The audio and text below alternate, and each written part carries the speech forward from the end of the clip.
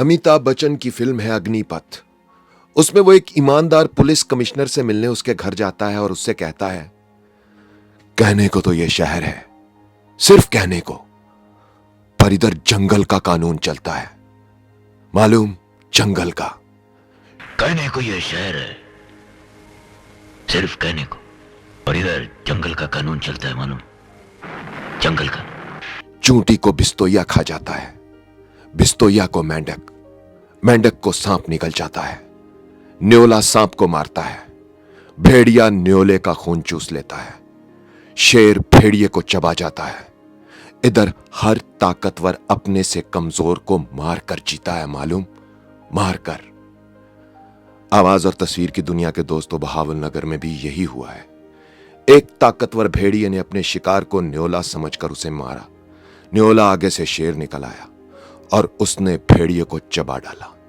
शेर और भेड़िए के इस जंगल में जनता की हैसियत एक चूंटी के बराबर भी नहीं। दोनों का जब जी चाहता है चूंटी को मसल देते हैं। इधर हर कोई अपने से कम को मार कर जीता है। मालूम, मार कर जीता है। एक की वर्दी काली है, एक की वर्दी खाकी है, वर्दी वर्दी खेल रहे हैं दोनों पाकिस्तान में। भेड़िया जब चूंटी को मसलता है तो कोई नहीं बोलता। शेर जब भेड़िए को नोचता है तो भेड़िया तिल मिलाता है। शेर के ऊपर भी एक ताकत है। वो जब शेर की कुर्सी को घुमाती है तो शेर पूरे जंगल को तिगनी का नाच नचा देता है।